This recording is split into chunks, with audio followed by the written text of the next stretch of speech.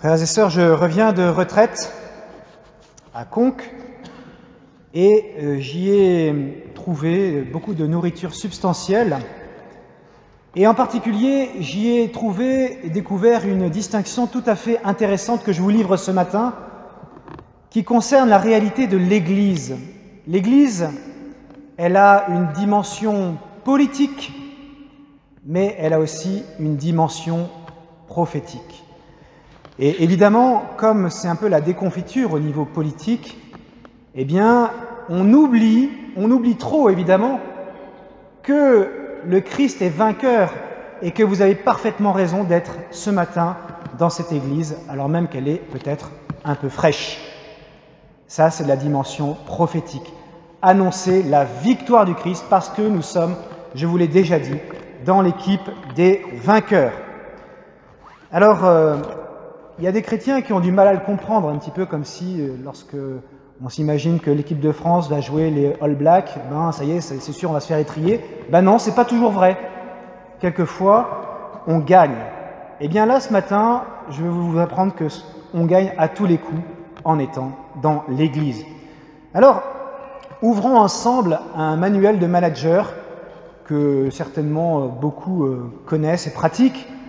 Et dans ce type de manuel, pour les managers, eh bien, vous avez des petites histoires racontées. Et il y en a une que je vais vous raconter ce matin, que vous connaissez déjà, mais elle est tellement inspirante que je me permets de vous l'offrir à nouveau ce matin. Il s'agit de 3 personnes qui vont tailler des pierres.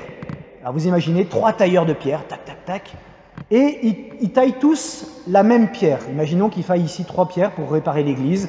Eh bien, ils doivent tailler exactement la même pierre avec les mêmes dimensions, etc., etc. Donc, ils font leur travail. Très bien. Et puis, là, vous vous approchez du premier en lui demandant dans son coin, « Bon, alors vous, qu'est-ce que vous faites de beau aujourd'hui ?»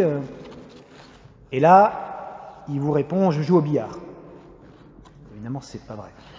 Non, il ne vous répond pas ça, mais je vois que personne ne réagit, donc c'est pas grave.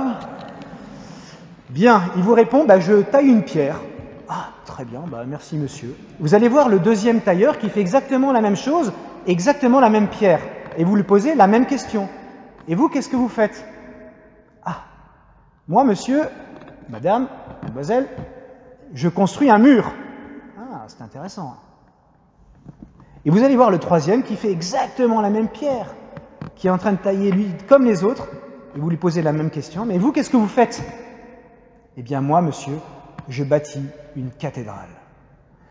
Ces 3 hommes font exactement la même chose. Simplement, ils ont une vision différente de ce qu'ils font. Évidemment, ce n'est pas du tout enthousiasmant de la même façon de dire « je taille une pierre » que de dire « je bâtis une cathédrale ».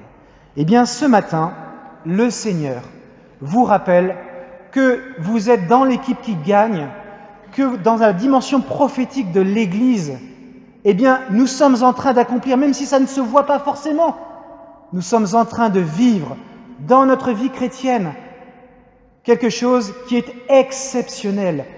Nous faisons partie d'une œuvre exceptionnelle parce que c'est l'œuvre de Dieu et c'est celle qui reste. C'est celle qui, malgré les astres qui peuvent s'effondrer, c'est celle qui demeurera pour toujours.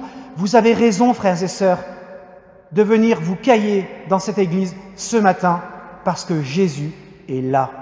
Voici ce qu'il nous dit ce matin. Jésus qui nous aime, il nous a délivrés de nos péchés par son sang. Écoutez bien, tenez-vous au banc. Il a fait de nous un royaume et des prêtres pour le Père. Il a fait de nous, il a fait de nous un royaume et des prêtres pour le Père. Vous imaginez ? On n'est pas des palefreniers, on n'est pas des tailleurs de pierre. On est membre de la cathédrale, là. On est membre du royaume du Père. Et il a fait de nous des prêtres. Qu'est-ce que ça veut dire? Vous n'êtes pas tous destinés à devenir ce que je suis par le ministère que j'ai reçu.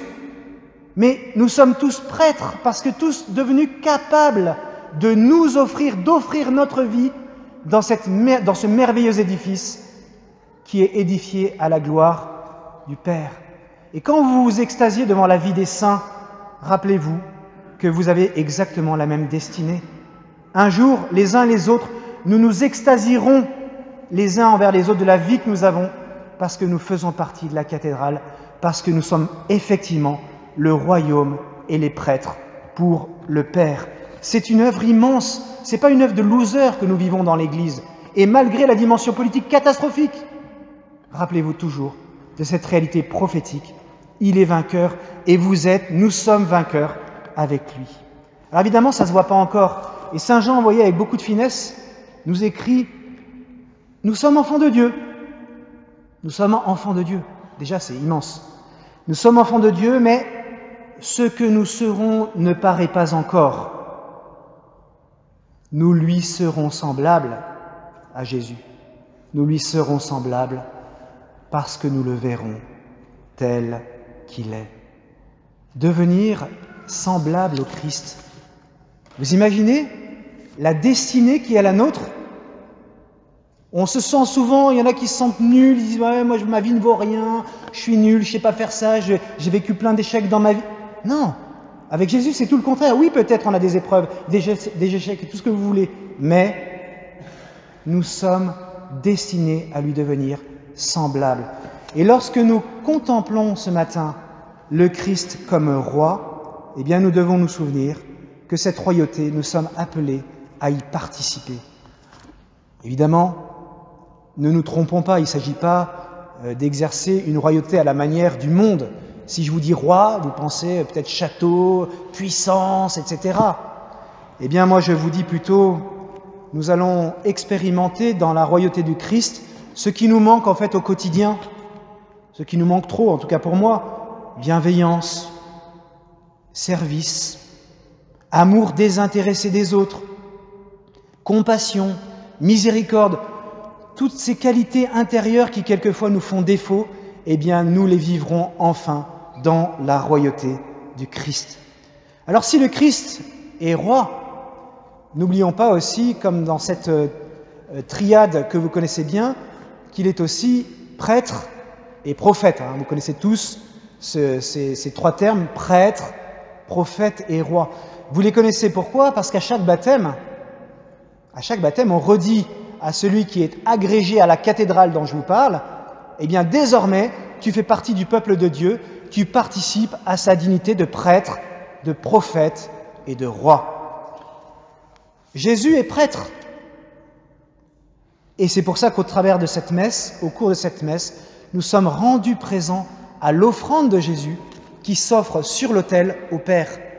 Être prêtre, le prêtre, vous le savez, c'est celui qui offre le sacrifice.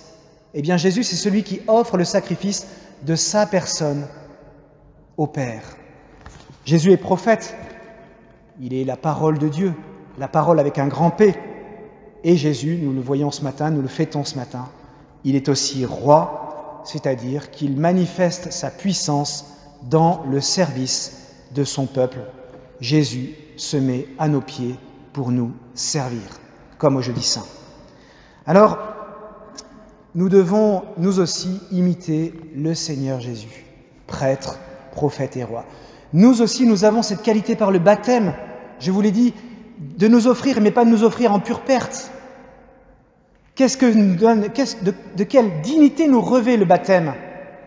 Eh bien, c'est que cette offrande, qui le plus souvent est cachée dans ma journée, eh bien, elle devient d'une efficacité redoutable. Et peut-être que des personnes changent de vie, se convertissent, se tournent vers le Seigneur simplement parce que, comme disait Sainte Thérèse, dans le secret, j'ai dans ma maison ramassé une épingle par amour. L'offrande du chrétien devient porteur d'une énergie exceptionnelle dans le plan de Dieu, parce que nous sommes prêtres par le baptême. Prophètes autorisés à parler au nom du Seigneur, et évidemment, plus que jamais autorisés à parler du Seigneur. Et enfin, roi, serviteur. Alors, durant ma retraite, et je terminerai par là, eh bien, figurez-vous que j'ai découvert la traduction grecque de ce qu'on appelle les tria munera, donc prêtre, prophète et roi. Eh bien, en grec, ça donne, tenez-vous bien, leiturgia, kérigma et diaconia. Alors, il y en a qui ont tout pigé, il y en a qui n'ont rien compris. Leiturgia, liturgie. Kérigma, le kérigme, donc le résumé de la foi, le condensé de la foi, hein, l'essentiel de la foi en Jésus-Christ. Et diaconia, le service. Ça va, notre diacre suit. Eh bien, donc, c'est la traduction grecque, donc leiturgia, kérigma, diaconia. Et si vous voulez, en méditant là-dessus, je me suis dit, mais c'est incroyable. Quelles sont les priorités missionnaires que je donnais à la paroisse cette année? Leiturgia, adoration. Je vous invite, et je vous invite encore et toujours, à vivre ce service de l'adoration chacun, c'est-à-dire de prendre au moins une heure dans votre semaine pour adorer Jésus dans le Saint-Sacrement. Adoration. C'est pas compliqué, ça demande une belle fidélité, mais c'est absolument magnifique. Leiturgia, adoration. Kérigma, l'annonce de la foi.